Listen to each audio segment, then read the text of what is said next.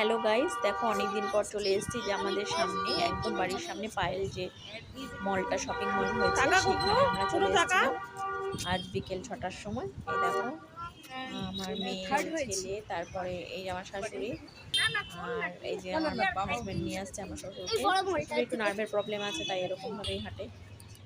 তো আমরা এই দেখো চলে গেলাম, সবার প্রথমে ভেতরে যাচ্ছি।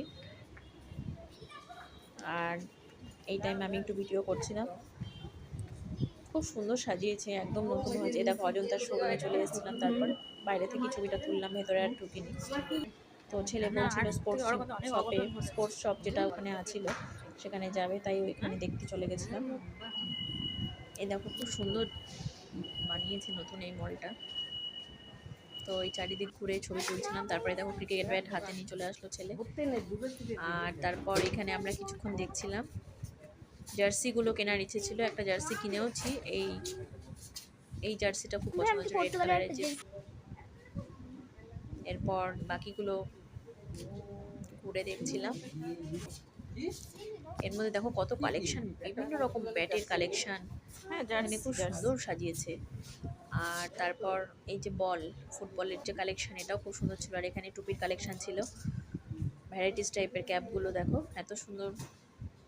আর এখানে হেলমেট ছিল, সমস্ত ক্রিকেটের সমস্ত স্পোর্টসের সমস্ত সরঞ্জাম এখানেই পাওয়া যায়। আর আমি তো ভিডিও করেই যাচ্ছিলাম, এত ভালো লাগছিল। এখানে টি শার্টও ছিল অনেক। এরপর আমার মেয়ে এখানে চলে এসেছিলো, ওই যেখানে কাপগুলো ছিল আর কি, সমস্ত কাপ সাজানো ছিল একসাথে। সেইখানে আমরা কিছুক্ষণ ফটো তুললাম। টাকা কুটু, ও খুব অবাক হয়ে দেখছিল আমার মেয়ে। তারপরে দেখো এরপর আমিও সেখানে অনেকক্ষণ ছবি তুললাম, সেলফি তুললাম। আর এরপরে দেখো এই যে ক্রিকেটের একটা ব্যাটসম্যানের দিকেও এগিয়ে গেছে। আর এখানে সমস্ত ক্রিকেটের সরঞ্জাম এই রোটাই ছিল। এরপর দেখো আমরা ধীরে ধীরে আবার লিফটের কাছে চলে গেলাম। লিফটে গিয়ে ভাবছি রেস্টুরেন্টে যাবো, এই করে ভেতরে গেলাম। এরপর সামনেই দেখো রেস্টুরেন্ট খুঁজছিলাম, যদি কোথাও বসে খাওয়া যায়। এই দেশ পারদেশ বলে একটা ভালো রেস্টুরেন্ট এখানে আপনাদের সবার যাওয়ার ইচ্ছে ছিল, কিন্তু ওটা পুরো ফুল বুক ছিল জানো তো, বার্থডের জন্য।